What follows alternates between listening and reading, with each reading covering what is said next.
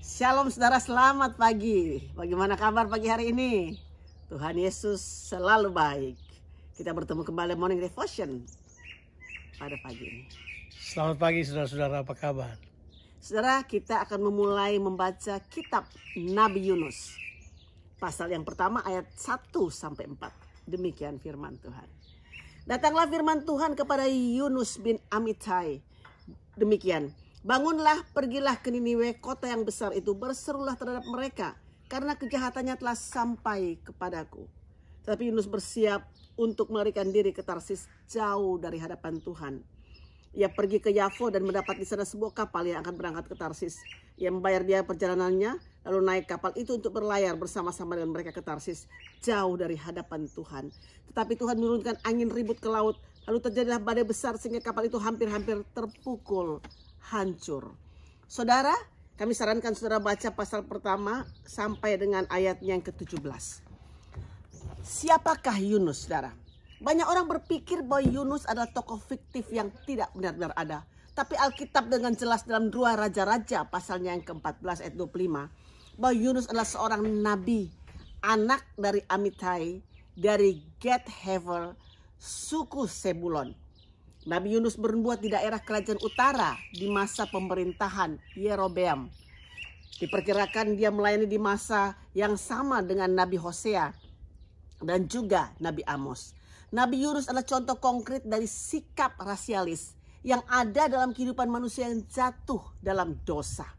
Tapi Tuhan punya cara untuk saudara membalikkan hati yang rasis pada kasih yang tanpa syarat pada semua manusia. Tahukah saudara bahwa kasih Tuhan adalah kasih yang tanpa syarat.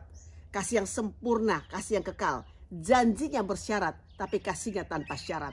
Dan ini adalah pengalaman terpesona pada Tuhan yang memberikan second chance buat Yunus. Sebenarnya kitab Yunus ini atau Nabi Yunus ini tentang apa sebenarnya dia? Banyak orang berpikir cerita Nabi Yunus soal ikan besar yang menelan Nabi Yunus. Itu tertulis 4 kali di seluruh kitab ini. Atau juga mungkin tentang Nabi yang memberontak pada Tuhan, tertulis 18 kali dalam kitab ini. Atau mungkin orang pikir juga tentang kota Niniwe, tertulis 11 kali di seluruh kitab ini. Apakah itu tentang itu semuanya? Sebuah cerita dongeng fiktif tentang manusia dan objek? Sebenarnya tidak. Kitab Nabi Yunus adalah tentang Tuhan. Tentang Tuhan yang mengasihi, Tuhan yang mengasihi tanpa syarat, Tuhan yang mendengar sesuatu dalam dunia ini dan dia berespon karena kasihnya. So kitab Yunus bukan soal tentang nabi, tentang ikan dan tentang lain. Ini tentang Tuhan yang mengasihi bangsa-bangsa di dunia ini. Tuhan perjanjian yang bukan cuma mau mengikat perjanjian dengan Israel, tapi juga untuk semua bangsa di dunia ini. Tuhan yang mengasihi, Tuhan yang menyelamatkan bangsa-bangsa di seluruh dunia ini. Karena kasihnya, Tuhan mendengarkan kejahatan bukan dengan telinga penghakiman dan penghukuman, tapi dengan telinga kasih yang langsung menggerakkannya dengan belas kasihan untuk menolong mereka. Karena Tuhan kita adalah Tuhan yang penuh dengan belas kasihan. Saudara, kita sekarang ini terlalu bereaksi jahat terhadap berita-berita kejahatan.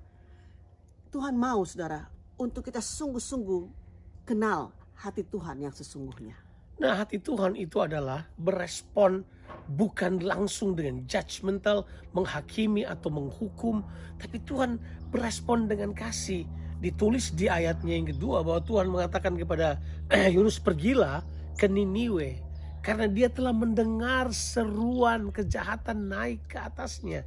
Tapi Tuhan tidak langsung ingin membinasakan mereka. Tuhan mendengar dengan kasih.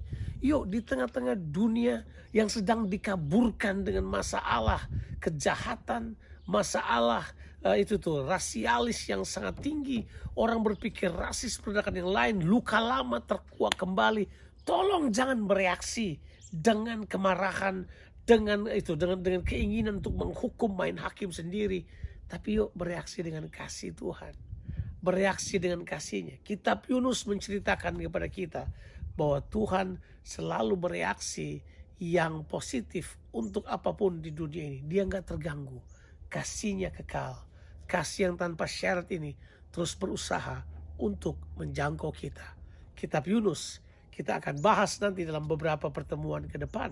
Tapi kita harus tahu kasih yang kekal ini adalah kasih yang terus menjadi tema dari seluruh Alkitab. Kasih yang menyelamatkan. Mari kita terima kasih Tuhan, saudaraku.